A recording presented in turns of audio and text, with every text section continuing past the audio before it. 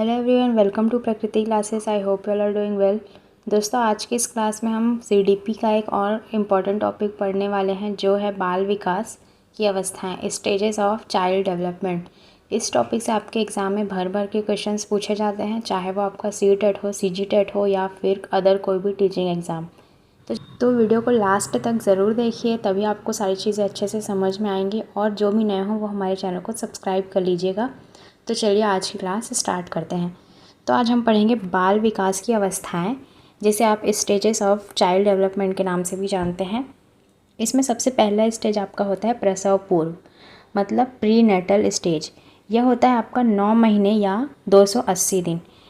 यह अवस्था माता के गर्भधारण से शुरू होती, मतलब कि जब बच्चा अपने माता के गर्भ में होता है तभी से इसका विकास आरंभ हो जाता है। उसी को हम प्रसव पूर्व या प्री नेटल स्टेज के नाम से जानते हैं।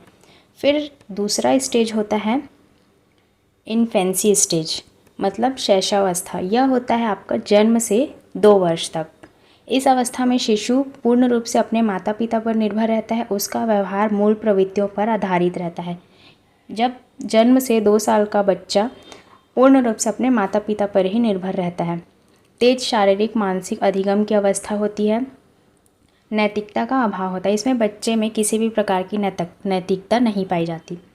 फिर नेक्स्ट स्टेज है आपका पूर्व बाल्यावस्था, मतलब कि अर्ली चाइल्डहुड स्टेज। इसकी अवस्था होती है 2 से 6 वर्ष। इसमें बच्चा अनुकरण इमिटेशन द्वारा सीखता है। बच्चा नकल के द्वारा ज़्यादा सीखता है। इसमें बड़ों के द्वारा जो भी किया जाता है उसे बच्चा देखकर अनुकरण के माध्यम से सीखता है। इस अवस्था में जिज्ञासा ज़्यादा होती है। किसी भी चीज़ों को करने के लिए बच्चा ज़्यादा उत्साहित होता है, इसीलिए इसमें जिज्ञासा ज़्यादा होती है। इस अवस्था को टॉय एज भी कहा जाता है। इसमें बच्चा खेलने के लिए बहुत ही उत्साहित होता है, इसीलिए इसे टॉय एज कहा जाता है। फिर इसमें नेक्स्ट लिखा गया है कि यह भाषा अर्जन के लिए संवेदनशील अवस्था होती है। इसी अवस्था में ही बच्चा किसी भी भाषा को अर्जित कर लेता है। आप उसके सामने जैसी भाषा का उपयोग करेंगे वह वैसी भाषा ही सीखेगा। इस अवस्था में बच्चा कल्पनाशीलता वाले गेम्स में एक्टिव रूप से भाग लेता है।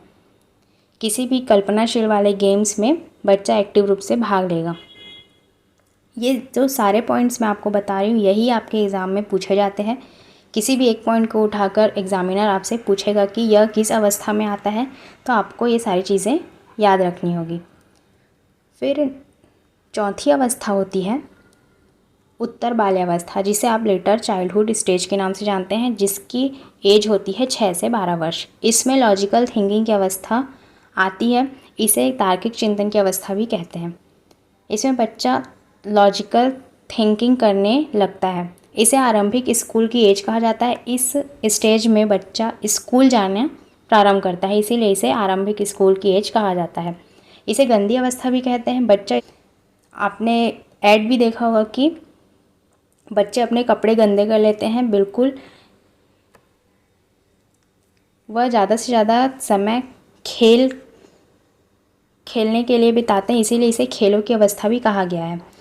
इसे स्फूर्ति की अवस्था या स्मार्ट एज भी कहा गया है। फिर इसमें लिखा गया है कि इस अवस्था में संग्रहण स्टोरेज की प्रवृत्ति विकसित होने लगती है। बच्चा हर किसी चीज़ को स्टोर करके रखने लगता है इस स्टेज में। इसे टोली समूह गैंग की अवस्था भी कहते हैं। बच्चा ग्रुप बनाकर खेलने लगता है, इसीलिए इसे समूह की अवस्था कहा गया है। इसे जीवन का अनोखा काल यूनिक पीरियड भी कहा जाता है। इन्हीं सारे पॉइंट से आपके एग्ज़ाम में क्वेश्चंस पूछे जाते हैं। फिर आपकी लास्ट स्टेज है किशोरावस्था, एडोलेसेंस।